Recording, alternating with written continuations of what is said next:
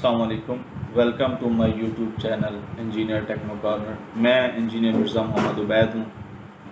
आज का हमारा टॉपिक है डेवलपमेंट बोर्ड के हवाले से। डेवलपमेंट बोर्ड कितने किस्म के अवेलेबल हैं, पर्टिकुलरली हम फोकस करेंगे आर्डिनो बोर्ड के ऊपर। सबसे पहले आपको ये पता होना चाहिए कि डेवलपमेंट बोर्ड होते क्या हैं। माइक्रो कंट्रोलर हमारे पास एक ऐसा आईसी है जिसकी मदद से हम प्रोग्रामिंग करते हुए मुख्तलिफ फंक्शन सर अंजाम देते हैं। अब प्रोग्रामेबल आईसी भी इसको कहा जाता है मार्केट में, और वैसे इसको माइक्रो कंट्रोलर कहा जाता है। अब माइक्रो कंट्रोलर काफ़ी किस्म के मार्केट में अवेलेबल है। पिक माइक्रो कंट्रोलर है, एटमल माइक्रो कंट्रोलर है, मेट्रोला के अवेलेबल है, और बहुत सारी कंपनीज हैं जिनके माइक्रो कंट्रोलर अवेलेबल हैं। माइक्रो कंट्रोलर को प्रोग्राम करने के लिए एक अलहदा से बर्नर की ज़रूरत होती है। उसको एक डिवाइस की ज़रूरत होती है जिसका नाम होता है बर्नर। वो हम अपने पीसी में लगाते हैं और उसमें जो भी प्रोग्राम होता है उसकी हेक्स फाइल को उस माइक्रो कंट्रोलर में बंद कर दिया जाता है। जब आपने उसको प्रोग्राम कर लिया, उसकी पिन्स को बता दिया कि ये वाली पिन हमारे पास इनपुट के तौर पे इस्तेमाल होगी और ये वाली पिन हमारे पास आउटपुट के तौर पे इस्तेमाल होगी, तो फिर आप उसको एक सर्किट में इंसर्ट करते हैं, सर्किट में लगाते हैं।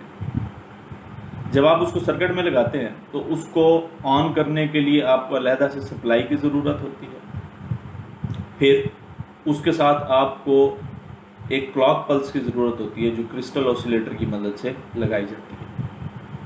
फिर आपने उसकी नंबर ऑफ़ इनपुट्स जो बनाई होती हैं उसको सोल्ड करना है, नंबर ऑफ़ आउटपुट्स जो पिन है हमारे पास उसको सोल्ड करना है, और उसके साथ आपने मुख्तलिफ डिवाइसेस सेंसर या इंडिकेटर लगाने होते हैं।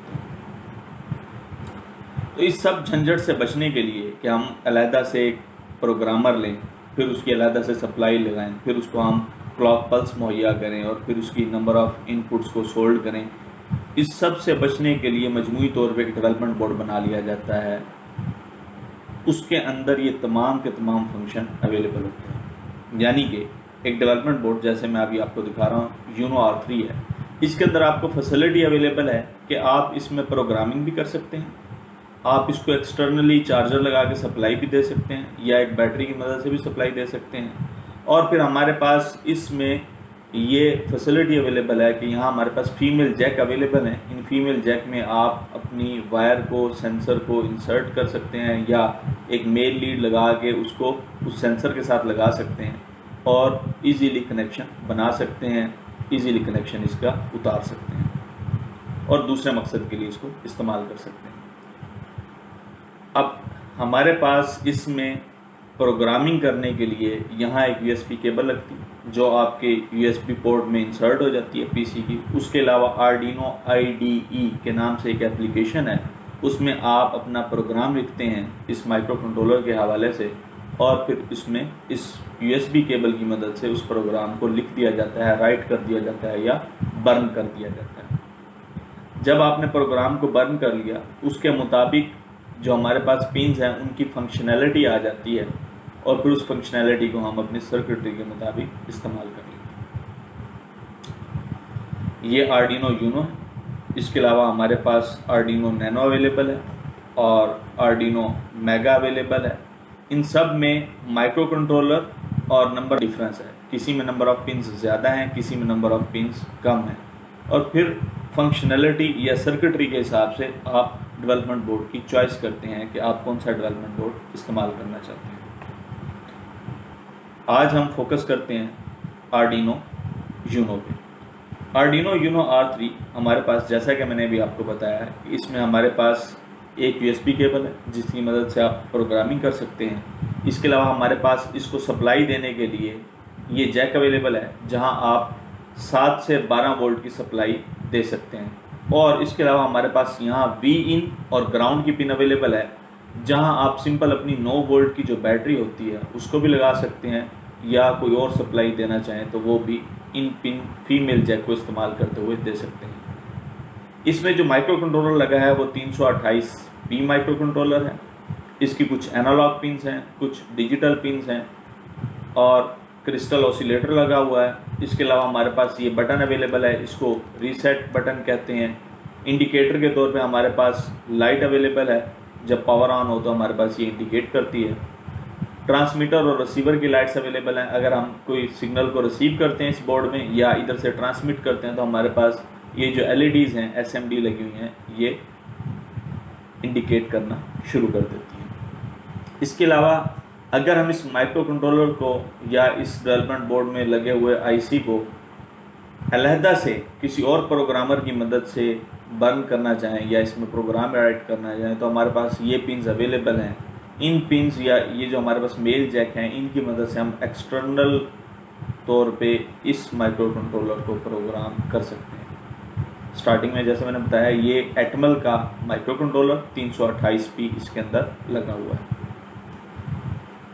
इसकी नंबर ऑफ पिन्स को देख लेते हैं तफसीली से।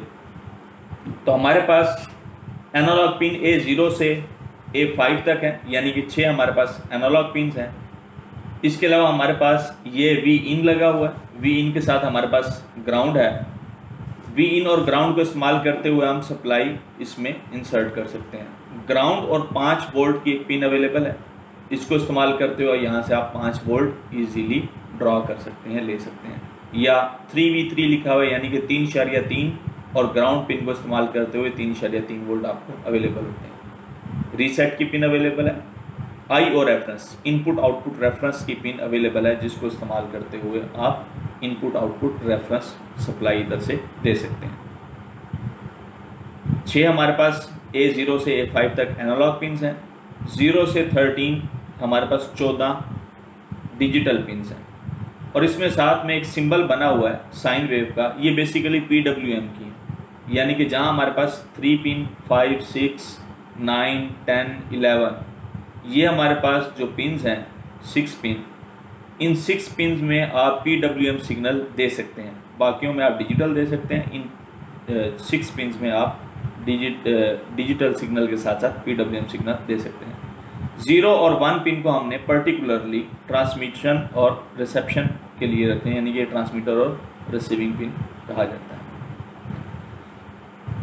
इसके अलावा जैसा कि मैंने अभी आपको बताया कि हम ये जो जैक है 6 पिन पे मुश्तमिल है, जो मेल जैक आपको अवेलेबल यहाँ है, इसके ज़रिए आप इस माइक्रो कंट्रोलर 328p एटमल वाले को प्रोग्राम एक्सटर्नली कर सकते हैं।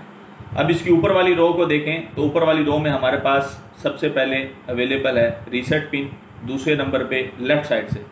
दूसरे नंबर पे हमारे पास पिन अवेलेबल है SCK, ठीक है, और हमारे पास जो इधर एक्सट्रीम राइट पे पिन है वो MISO या MOSI हमारे पास मास्टर इन स्लेव आउट या मास्टर आउट स्लेव इन की पिन है।